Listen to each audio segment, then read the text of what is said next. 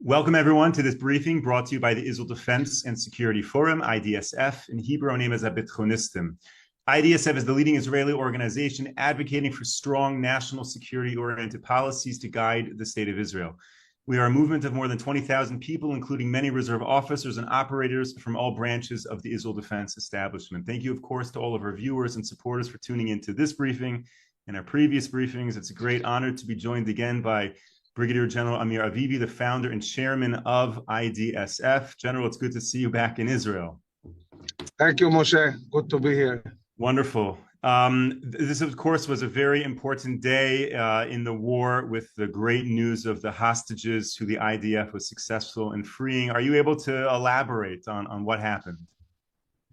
Yeah, so basically the Shin Bet, the Shabak, and the army had the previous intelligence for a while about the location of the hostages. One of the things that enabled this very, very complex operation was the fact that their location was in Rafah, but not far away from our forces in Khan Yunis. So basically the ground incursion and the fact that we are controlling the area of Khan Yunis basically enabled this operation, and the operation was conducted by the special operations of the Shin Bet together with the unit Yamam, the Yamam unit, and with many military forces around. They stormed this building at a bit after 1 o'clock in the morning. There were terrorists inside the building and also in the surrounding buildings.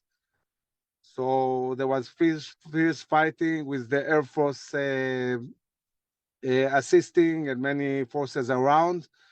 The Yamam basically exploded the door where the hostages were, and two of the warriors ran to the hostages and hugged them in order to prevent somebody from shooting them. And they took them fast outside and they brought them into military APCs. And from there, they were taken out to Khan Yunis, and from there outside. In this operation, there was only one Israeli soldier that was lightly hurt because he fell from some high position. But other than that, all the forces managed to go out unharmed, and so the hostages. And of course, everybody is very, very happy. Very successful operation. At the moment, the army has finalized its preparations for and plans for a ground incursion in Rafah. They're waiting for the cabinet to approve the plans. There are two issues that need to be dealt with. One is the talks with the Egyptians, the coordination needed with them before we go close to their border. The other thing is that we need to move 1 million people from Rafah towards the coastal area, El Mouassi and north of El Mouassi. It's a logistic mission that needs to be carried out. But everybody understands, the Prime Minister is talking about it, the Minister of Defense, the Chief of Staff, that we need to go into Rafah, destroy the Rafah Brigade, which is 4 battalions. And this is going to be dramatic because basically a part of the Rafah Brigade, there may be 2 additional battalions in the area of the central camps that are not completely destroyed. So going into Rafah is pretty much the decisive move that will bring down Hamas. And we're pretty much looking forward to the execution of this very, very crucial mission. So I think that we can start to see, hopefully, the end of Hamas in Gaza the way we see it now. It's not that they are not going to be terrorists, but at least as a governmental and military entity, they are going at a certain point to be destroyed. I can say that their leadership is moving constantly from Khan Yunis to Rafah and back. Khan Yunis, it's getting harder and harder because we completely destroyed the Khan Yunis brigade. They are not functioning as a brigade and battalions anymore. And the moment we go into Rafah, this really will threaten existentially the leadership of Hamas, and then we might see maybe some compromise on their hand, talking about the hostages. It wouldn't surprise me if they suddenly agree to release hostages and do it without demands that Israel cannot accept. So we have to see how this works out. At the moment, we have still units operating in the northern part of Gaza, central part all the time, dismantling more and more of these capabilities of Hamas. In the north, the IDF has prepared its plans. If we need to go in, the army knows what to do. The units that are not in Gaza at the moment are training for fighting in the north. Having said that, Israel prefers to have some kind of diplomatic solution, maybe managing to get the world to really push Hezbollah north from the Litani. But this will be very, very dependent on whether there will be a coalition or not, whether there will be a normalization with Saudi Arabia, which we'll hope will happen, and how determined will be the US administration towards them. And it's not simple because as elections are getting closer in the US, there are more and more political considerations, which sometimes might be bigger than national security considerations. So we really have to follow and see how this evolves. Moshe, please. Thank you, General. If we could just go back to the Gaza issue for a few moments. In terms of the operation that did in fact successfully free these two hostages, are you able to comment the extent to which the intelligence was retrieved exclusively by the Israeli defense establishment versus Gazan civilians helping and providing intelligence? Is that happening? Are there any civilians in Gaza who are saying, look, there are hostages in our building, come help, or they're mostly or completely silent? So I cannot comment exactly on what was the intelligence. I can say, generally speaking, that a vast part of the intelligence the IDF is getting at the moment, generally speaking, is from people who were captured, and also from many, many documents, computers, and other things that are captured, and we are retrieving a lot of information from these sources. So if before the war, a lot of the intelligence was based more on technological intelligence, digital, in the war itself, it's mostly human intelligence and equipment and documents and things like that that we find, and through that we get a lot of information. And the challenge is to really bring the information timely to the forces, whether it's tactically as we are operating in Khan Yunis or in other places, or in a complex special operations like the IDF, police, and Shin Bet conducted this last night. So for the Gaza population then that is in Gaza, for example, the citizens that were living in that very building, should we be holding them morally accountable for not calling up Israel, so to speak, and informing on where the hostages are? So I think that definitely in any case where you have civilians cooperating with the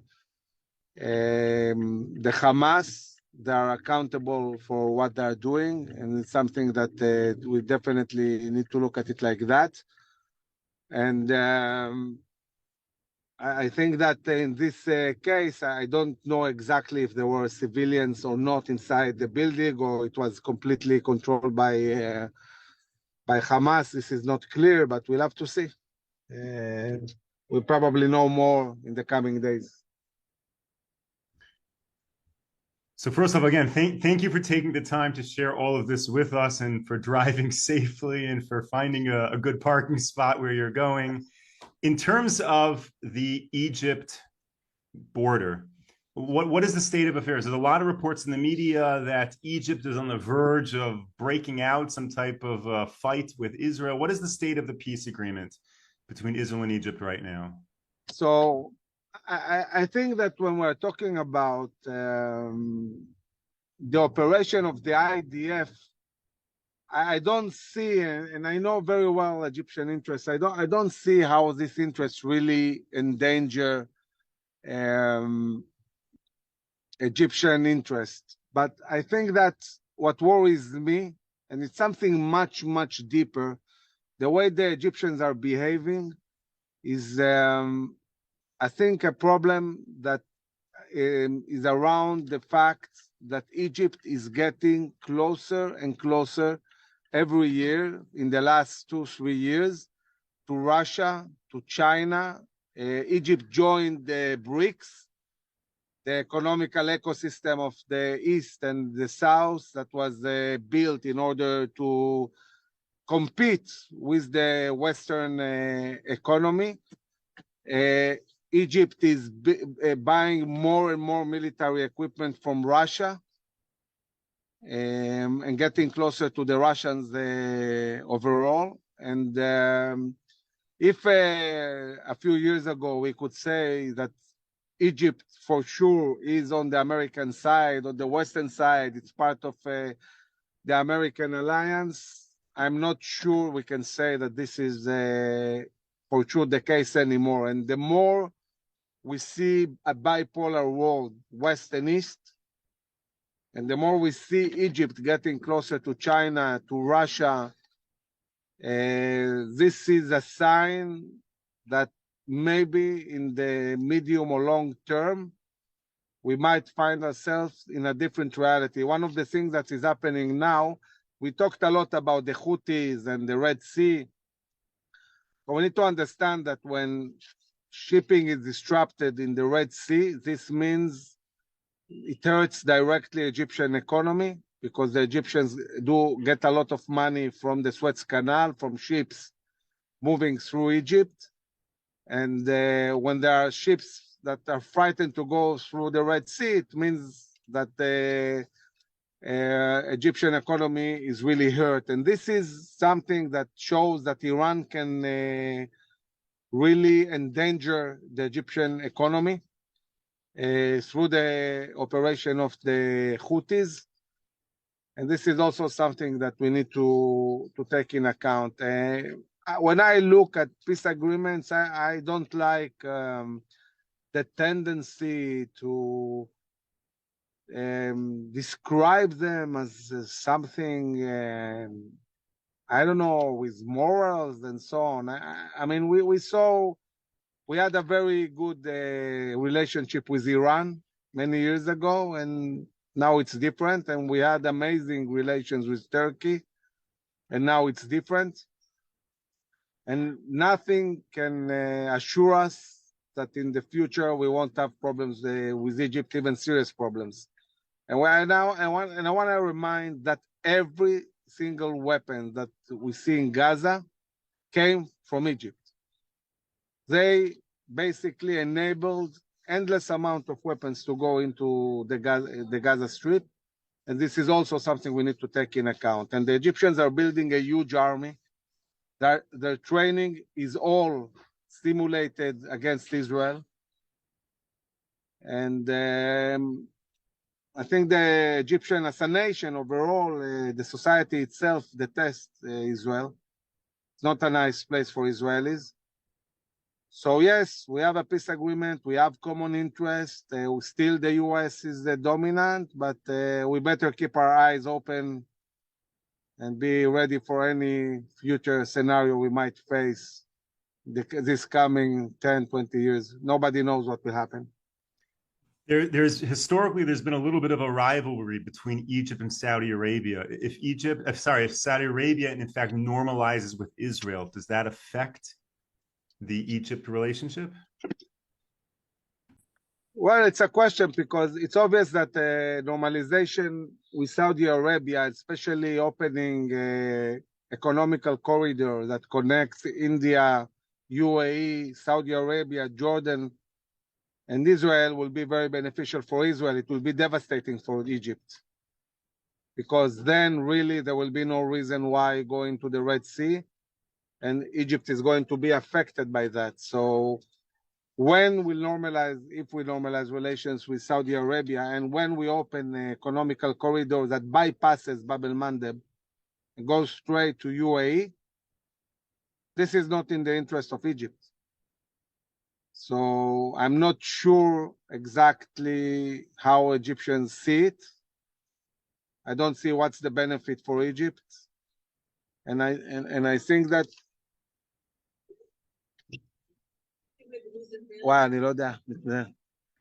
and so the question is, what is the US doing if they see the big picture relating Egypt? And do they have any economical incentives or ideas how to keep the Egyptians on the western side and not the eastern side? And this is a big question. The answer is not clear because the Egyptians have suffered a lot from American policy in the last 10 years, and they trust less the US than they did before. Would it then be possible for the time to come that Iran and Egypt would have an alignment of their interests against the US, against Saudi Arabia? I don't know if alignment, because I mean, Iranians are Shia and the Egyptians Sunni, but there might be, certainly if there is a Chinese context or a Russian, this might affect. I mean, looking at trade, for example, the Chinese trade in the Middle East in the last year was something like $500 billion. US trade was less than 80. So it's clear that Chinese are dominating completely trade in the Middle East. And if we're talking economy, this is dramatic. And the Russians are selling more and more weapons in the Middle East. And the Russians are interested in ports, are interested in being able to move through the Red Sea and the Suez Canal, and the Chinese might invest money more and more in Egypt. So there is a big question where all this is going when we talk about the Egyptians. Thank you, of course, to all of our viewers who are sending in questions now, who have sent in questions before the briefing. We love these questions and trying to cover as many as we can. General, there's a question being asked about the extent to which the IDF is changing their operations in Gaza, and rather than sending in battalions, now they're sending in smaller units to accomplish certain raids. First of all, is that the case? And if that is the case, is there a rationale behind that? Well, it's not exactly the case, because in places where we have freeze fighting, we saw in Khan Yunis 7 brigades operating. This is unprecedented. We never saw so many units in one battlefield. In areas where we have already control, there we see maybe 1 brigade. We might see that in the northern part of Gaza, maybe in the central camps, raids that is done by a brigade and not a whole division. But for example, I think everybody will see that when we go to Rafah, there will be at least a division or more that will operate there to achieve the mission. So depends what the mission is. And according to what the mission is, the IDF adapts the forces. An interesting question I see here. What is stopping European countries or other Arab countries from sending a boat through the Mediterranean to the shores of Gaza and loading up Gazans who want to leave and providing them that access, not having to deal with exiting through Israel, not having to deal with exiting through Egypt? Is that a possibility? Well, I think that the main problem is that people talk a lot about humanitarian aid to the Palestinians, but what they really want is to stick them in Israel and perpetuate the Israeli-Palestinian conflict. And therefore, we don't see any motivation of people to really assist the Palestinians. But what we see is more people basically doing everything they can to block the Palestinians inside the Gaza Strip. And this is shameful, really. For sure, for sure. And in terms of the failures of UNRWA, is there a solution in place right now to deliver humanitarian aid? Is the IDF stepping up and distributing? What's happening with that? So basically, all the aid is coming, whether it's coming from Egypt or from Israel, it's coming to Israel. We check it, and then we send it inside Gaza. The problem is that once it goes to Rafah, through the Kerem Shalom crossing, Hamas gets hold of it. So we know that unfortunately most of the aid is captured by Hamas, and at best Hamas afterwards distributes it to some of the people, but they take most for themselves. And this is very, very problematic. So we need to really, once we take over Rafah, this will be the moment that will control everything in Gaza. And by controlling everything in Gaza, we'll be able to basically assure that there will be no Hamas ability to get this humanitarian aid, and also will take from the Hamas its ability to really assist the people of Gaza. By doing that, basically, Hamas rule over Gaza will be pretty much over.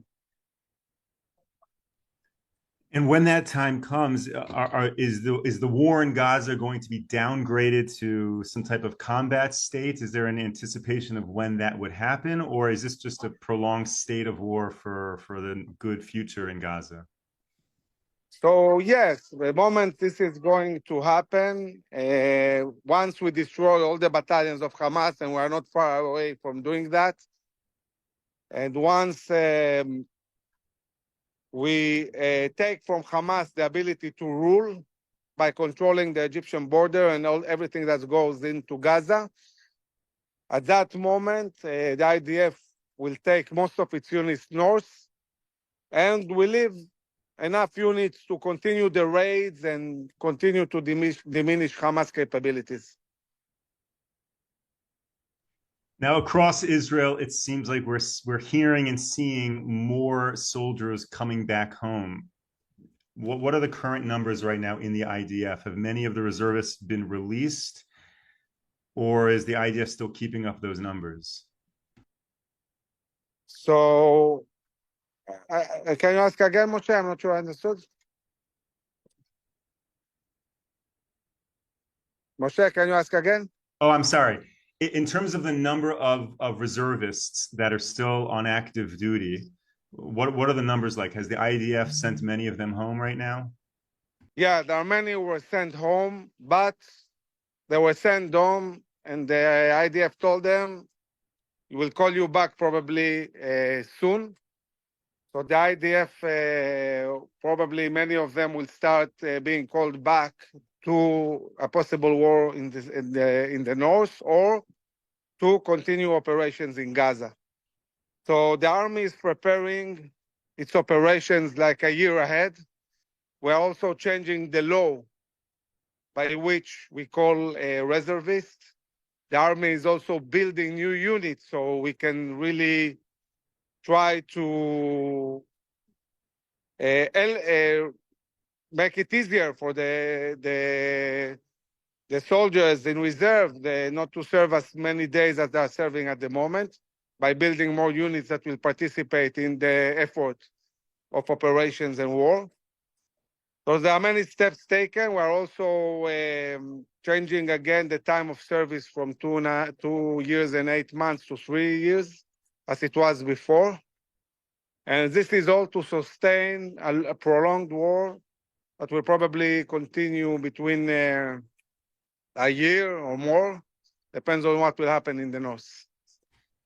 How do you think that will affect Israeli society? Does Israeli society have the resilience for that long war? And maybe you can speak a little bit about what IDSF potentially needs to do in order to build that spirit.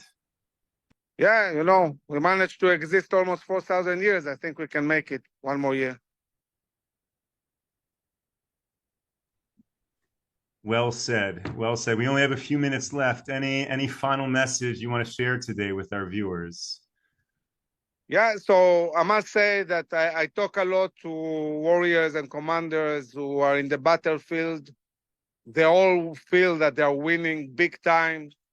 Every single encounter, they destroy Hamas, learn very fast. And we see, really, when I look at what the IDF did in Khan Yunis, it's pretty amazing. The ability to fight underground and above ground. And even if we look at today, at the release of the hostages, we see how strongly the IDF can operate and how accurate and the intelligence. So this is good news. We don't talk a lot about the Israeli industries, but since the beginning of the war, there are more than 800 industries in Israel that are fully working for the Ministry of Defense. And we are building up a huge capability of production, of munitions, technology, and all of that. And I think that this buildup of military industry will impact Israel for decades. We understand that we need a completely different level of production than what we had before.